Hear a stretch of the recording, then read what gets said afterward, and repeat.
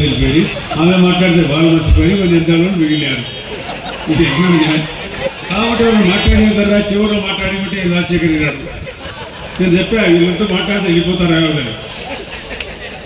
వాళ్ళైతే పోవాలి ఎందుకంటే దీర్ఘము గురు నుంచి వచ్చారు.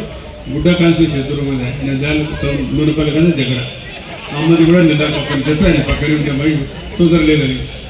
తొందర మనోళ్ళు కదా 7:30 దాటితే పోతారు. జగనన్న పట్టుకొస్తాడు మేరకు జగన్ పట్టి మన గుప్పగా చచ్చిపోతున్నారు. తాగి ఇవ్వడుతున్నాడు వాడు ఏడు చేస్తాడు అనుకున్నాను.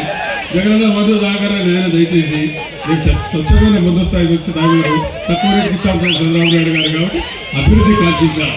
మనకు కావాల్సిన అభివృద్ధి నిందాల పట్ల ఏ రకంగా అభివృద్ధి చేస్తాం చుట్టుపక్కల ఇందాక చెప్పాడు. చాలా బాధ అనిపించింది. మా బీసీ తీసుకొచ్చి జైలు 2 నెలలు పెట్టారు.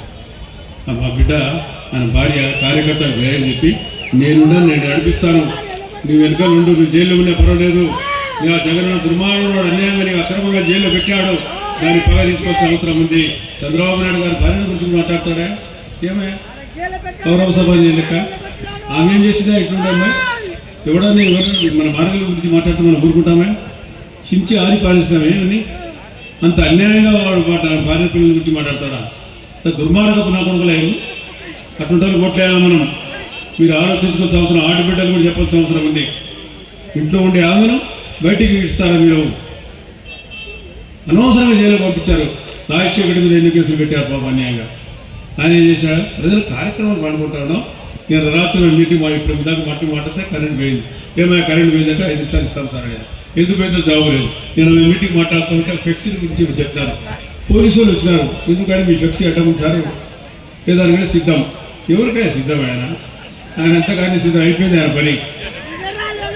ఆ ఫ్లెక్సీ ఇవ్వని ఎస్పీ కార్డు నుంచి నాకు ఏమో ఫ్లెక్సీ ఏమవుతుంది?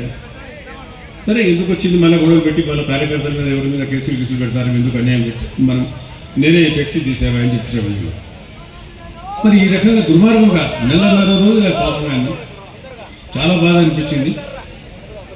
1 కాదు 2 కాదు. మన చంద్రబాబు నాయుడు గారు మన దగ్గర మన కళ్ళ ముందు తీసుకుపోయారు కదా.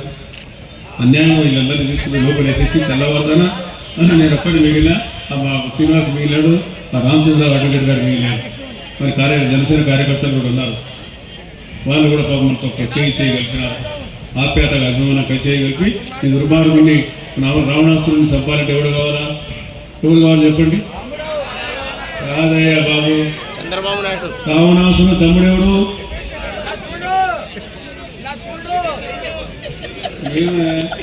విభీషణుడయ్యా. ఆయన దగ్గర తీసినాడు చంద్రబాబు నాయుడు. తీసి రావణాసురుని వద్ద చేయాలని చెప్పడం జరిగింది. రేపు ఉగాది వస్తుంది కాబట్టి ఉగాది మంటలు కలపాలా. ఉగాది 11వ తేదీ ఏప్రిల్ వస్తుంది. రంజాన్ కూడా వస్తుంది కాబట్టి మనం హ్యాపీగా పండగ చేసుకొని ఈ దుర్మార్గుని అంతమైపోతుంది అని ముఖ్యంగా తెలియజేస్తాను. ప్రజాహిత కార్యక్రమం జరగదు, సంక్షేమ కార్యక్రమం జరగదు, అభివృద్ధి కార్యక్రమం జరగదు. కాబట్టి మీరందరూ ఇవన్నీ గమనించాల్సిన అవసరం ఉందని చెప్పి ముఖ్యంగా తెలియజేస్తూ మరి ఇప్పుడు చాలా కాలం అయిపోయింది. దూర ప్రాంతం నుంచి వచ్చిన వాళ్ళు వెళ్ళిపోయినారు. ఇక మిగిలిన వారు నాయకులు ఉన్నారు.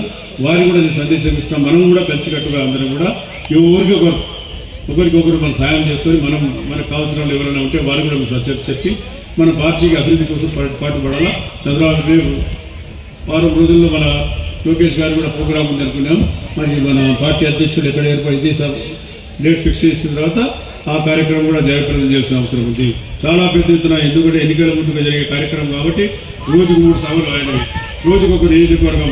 ఉదయం ఇక్కడ, ఉదయం 6 తర్వాత మధ్యాహ్నం 6 నంద్యాల, సాయంత్రం పాండ్యం, నైట్ హాల్ట్ బండకానపల్లి. ఎటు వచ్చినా నైట్ హాల్ట్ బండకానపల్లి